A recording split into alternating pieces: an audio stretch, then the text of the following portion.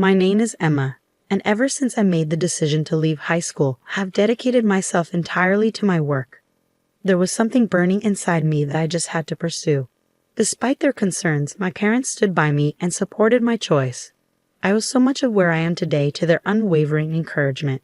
Lately, they've shared with me their thoughts of potentially letting go of our family home, a place steeped in history passed down from my grandparents. Though it's been updated over time, the wear and tear of many years is starting to show. With my parents aging, they're contemplating a move to a more accessible apartment and the possibility of saying goodbye to our beloved family house. As I came to terms with the reality of our aging family home, I suggested to my parents that we find a new place to live together. I acknowledged that my own life might take me in different directions, possibly towards marriage, but I wanted to repay my parents for their unwavering support while still honoring the choices I made in my youth. And so we made the transition to a new apartment. This new space offered us more rooms than our old house, and its elevated position delighted my parents with its panoramic views and the added bonus of a hobby room. As we settled into our new home, enjoying the peace and harmony of our shared space, I received an unexpected call from my younger sister, Jane, a relationship strained by her lingering disapproval of my past decisions, particularly my choice to leave high school. "Why are you quitting high school, Emma?" Jane's voice dripped with disdain. "I don't want any of my friends to find out that my sister dropped out of high school because it's embarrassing. From now on, pretend we don't know each other." Despite attending different high schools, Jane seemed to regard my decision to leave as a stain on her reputation. With her nose perpetually pointed upwards, attending a more prestigious school, she never missed a chance to belittle me. Her favorite refrain, "Emma is stupid," echoed through our conversations, each insult eroding my confidence a little more. Her words cut deep as she mocked my ambitions, taunting, "There's no way you're going to succeed in what you want to do. You can't even understand that, Emma, because you're stupid." Enduring Jane's constant barrage of criticism became unbearable. Every day felt like a battle as she reminded me of the disappointment I brought upon our parents. Exhausted and fed up, I resolved to forge my own path. As soon as I started earning money from part-time jobs after dropping out of high school, I packed my bags and left home, determined to prove Jane wrong. 10 years had passed since then, and in that time, Jane had also departed from home. Our once tenuous connection had dwindled to nothing, and even as she embarked on her college journey solo, her ties to our parents grew increasingly faint. When the decision arose to demolish our family home, my parents sought input not only from me but also from Jane. Yet her response was curt and indifferent. "I don't care about that old house. Do whatever you want." My parents were left bewildered, grappling with the question of why Jane had become so distant. Then, out of the blue, a call came from Jane, catching them off guard. As my mother recounted, Jane had taken the plunge into marriage without so much as a word to our parents. "So you've chosen a condo, huh? Well, bring your husband over sometime. We'd love to meet him and see your new place," my mother offered, her voice laced with a mixture of surprise and anticipation. With those words, Jane's marital status was suddenly laid bare. My parents, caught completely off guard, reacted with surprise, while Jane herself brushed off the revelation casually, as if it were a trivial detail she had forgotten to mention. What struck us as particularly odd was Jane's apparent lack of intention to hold a wedding ceremony. This seemed out of character for someone who had always been enamored with the idea of a fairy tale wedding. Ever since she was a little girl, she had often shared her dreams of being a princess and described in detail the dress she envisioned wearing on her big day. It was perplexing that she would forego such a cherished tradition. I couldn't help but speculate about the reasons behind this decision.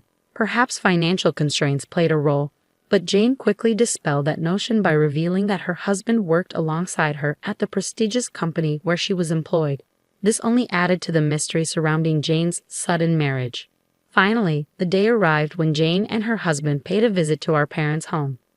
As they entered, Jane's husband, with polite formality, complimented the spacious and immaculate rooms, while Jane wasted no time in eagerly exploring every nook and cranny.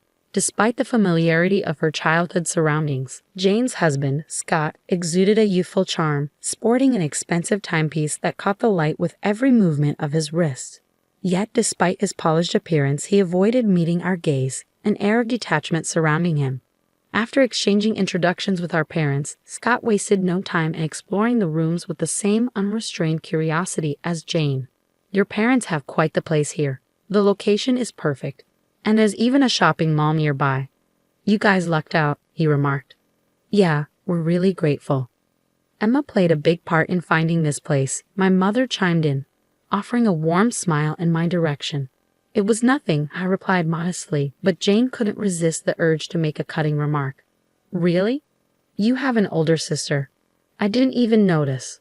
With such a beautiful and lavish home, I would have expected someone more impressive, she sneered. Emma is not freeloading, my father attempted to interject, but Jane brushed him off, gesturing towards me and beckoning Scott over. Hey Scott, come here. Can you believe this is my sister? This is the one you've been hearing about, she said, her tone dripping with disdain. I didn't recognize her because you two look nothing alike. As Jane and Scott launched into their mockery, I stood there speechless and stung by their words. My mother's reproachful tone broke through the tension. What on earth are you saying? She scolded Jane, but her words fell on deaf ears. My sister didn't even finish high school. She's not the sharpest tool in the shed. There's a world of difference between us, you know, those of us who actually graduated from a state university. Jane continued, her words laced with superiority. The revelation that Jane's sister hadn't completed high school hit me like a punch to the gut, and it seemed Jane had no qualms about airing this perceived inadequacy to Scott. If she harbored such embarrassment about having someone like me in her family, it was no wonder she felt the need to distance herself. With laughter still lingering in the air, Jane and Scott stepped into my room, their conversation flowing uninterrupted. And then, oh, Jane exclaimed, gesturing towards the walls adorned with comic books. What's with all these comic books? It's kind of creepy. Are you still into that nerdy stuff? My room served as a sanctuary for my passion, comic book art. Each wall was adorned with colorful panels and characters, a testament to my dedication to the craft. Jane, with her distaste for such subcultures, couldn't comprehend my fascination. She was the outgoing type, whereas I found solace in the world of comics. Just as she couldn't fathom my introverted nature and love for comics, I struggled to understand her penchant for heavily applied mascara. Well, I'm a comic book artist. These are all my references, I explained, standing proudly amidst my collection. You're probably not even a successful comic book artist, are you? Still mooching off Mom and Dad, it's disgraceful. Just get out already, Jane sneered, her words dripping with disdain. Perplexed by her sudden hostility, I stammer. What? Just leave. Scott and I are taking over this house, Jane declared, her tone final. What? Jane, we haven't discussed any of this, both mother and father exclaimed in disbelief, but Jane paid their shock no mind, laughing derisively. Scott and I will look after Mom and Dad. You're not needed here anymore, so just go. Aren't you embarrassed to still be relying on them? You're not just ugly, you're stupid, she taunted, eliciting a chuckle from Scott.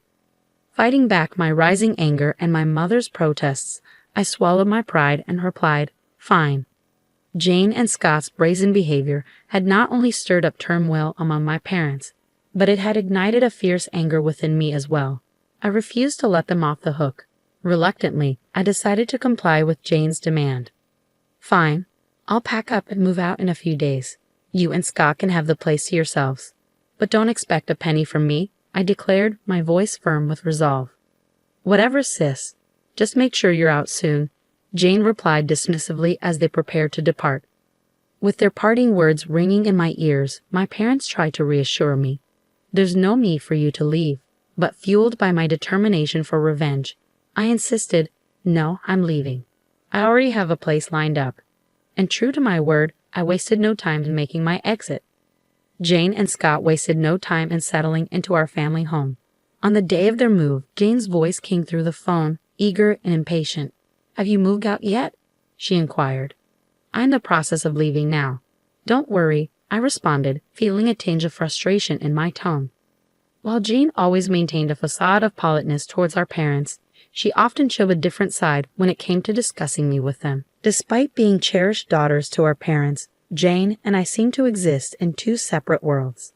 Our parents had expressed their hurt over hearing Jane's disparaging remarks about me, but it appeared that Jane and Scott remained indifferent to their concerns. Then, just as I had anticipated, a month later, the inevitable call from Jane came. As I answered the phone, bracing myself for what was to come, I heard Jane's voice on the verge of tears. "Emma, the property management company for the apartment just called me. They haven't received the rent." "What's happening?" "They even threatened to evict us if we continue to fall behind." "Why should I pay rent? I don't live there anymore, do I?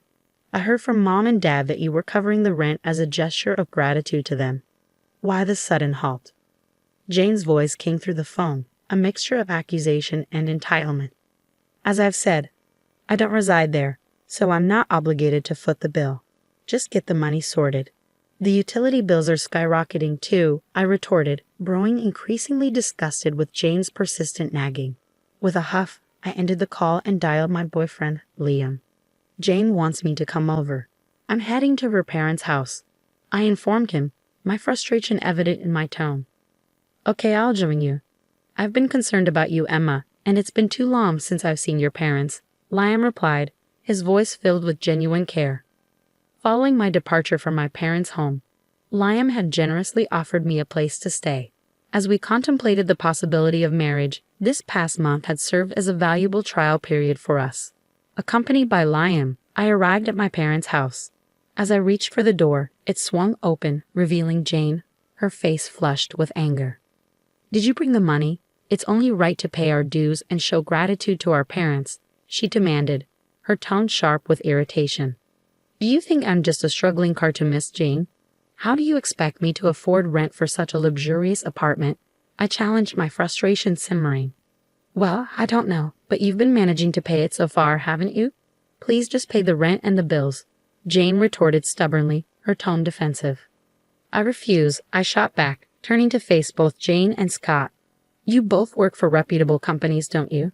Why can't you cover your own expenses?" I pressed, noticing Jane's hesitation, which hinted at a lack of funds. Jane was clad in designer attire from head to toe, and Scott sported an expensive-looking watch, their outward appearances suggesting financial stability. "Isn't it the case that Jane and Scott can't afford the rent, rather than simply choosing not to?" I pointed out. "You claimed you wanted to take care of Mom and Dad, yet I've heard you've left all the household chores to Mom. Aren't you and Scott just living off of them?" My words struck a nerve with Jane, who bit her lip in discomfort. Scott, his gaze fixed on Liam rather than me, responded with a trembling voice. "Why is Liam here?" Scott's voice held a note of surprise, while Jane's expression remained unreadable. Liam, who had been observing the exchange with a concerned expression, then stepped forward with a friendly smile. "Hello there. Yes, as you may already know, I'm dating Emma with the intention of marrying her," he introduced himself calmly. "What? Emma and Liam are dating? What's going on?" Scott's tone was incredulous, his confusion evident as he turned to Jane for clarification. "Don't you know? He's a voice actor from that anime that caused such a stir in society. You've probably seen him on TV," Jane explained casually. "What? Why is my sister dating someone like him?" Scott's agitation was palpable. "It's because Emma is the talented artist behind the original story for that socially influential anime," Jane revealed matter-of-factly. As Liam gently explained my accomplishments, Jane's expression shifted from disbelief to shock. In reality, I had a successful series in a boys' magazine, which had garnered widespread acclaim, becoming a societal phenomenon. Even Jane, who wasn't particularly knowledgeable about comics, recognized the title and paled, seemingly regretting her past underestimations of me. With Jane now aware of my financial success, I couldn't help but sigh at her sudden change in attitude. Addressing Jane and Scott, I spoke firmly. "If you can't afford the rent, then it's time for you to leave. I'll be expecting a 1 month's rent from you later." "Don't say that," Scott interjected hastily. "We got caught up in gambling and ended up losing a lot of money." It emerged that Jane and Scott had become entangled in gambling, squandering their funds on slot machines. Their decision to move in with their parents was driven by financial hardship, exacerbated by borrowing money from dubious sources. Most of their earnings were being funneled into repaying these debts, a revelation that left me reeling with shock. I have no intention of aiding Jane, who has continually belittled me.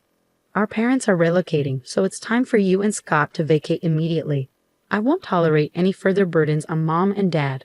Why are they moving? So you two won't come running to them in need? I can easily envision debt-ridden Jane causing further strife for our parents.